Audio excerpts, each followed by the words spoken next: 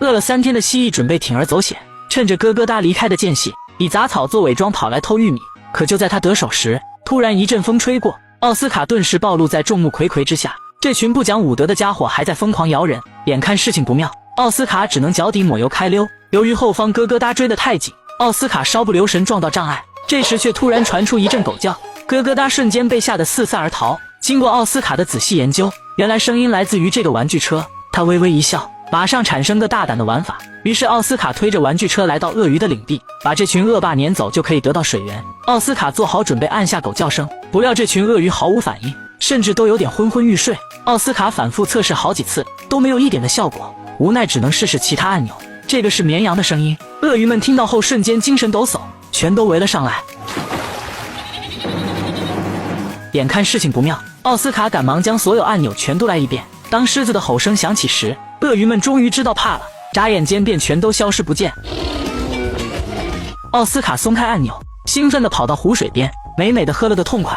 然而水是有了，可肚子还饿得咕咕直叫。这时奥斯卡发现沙漠3人组在那边分玉米，正好把他抢过来，于是他就发出了狗叫声。沙漠3人组果然被吓破胆，尖叫着拼命逃跑，一切都如预料中的那样。奥斯卡得意地跑来拿玉米，上面的清香早已让他饥渴难耐。此时3人组还在瑟瑟发抖，阿狸却感觉有些不太对，伸出头发现只有奥斯卡在那里，顿时明白自己被骗。正在啃玉米的奥斯卡突然感觉后背一凉，转头就看到阿狸在跟他打招呼。奥斯卡赶忙跑去按响狗叫声，可这次却没什么效果。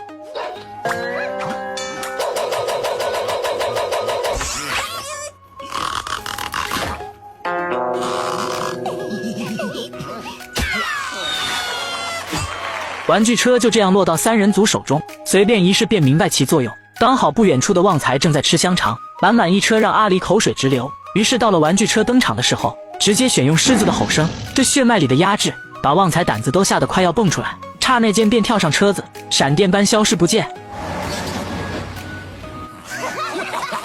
3人组的计划非常成功，奥斯卡却在暗中窥探，他对香肠没有兴趣，只想拿回自己的玩具车。奥斯卡微微一笑，还是以前的伪装方法，这次杂草倒没有被风吹走，但沙漠3人组也没有咯咯哒那么好骗。偷窃行动再次变成追击战，奥斯卡推着小车在前面跑，后面3人组竟靠着秃头鸟起飞。阿狸的脸都快要被磨烂，看来是该减肥了。双方的距离越来越近，地上跑的果然是没有天上飞得快，奥斯卡只能靠着灵活的优势来回拐弯以拉开距离。尽管他已经非常努力了，但最终还是被堵住去路。阿狸抢过玩具车，按出狗叫声来嘲讽他，然后还不过瘾，又弄到了绵羊的频道。看奥斯卡那么害怕，3人组更加的得意忘形。殊不知奥斯卡怕的是他们身后的鳄鱼，是绵羊声吸引过来的。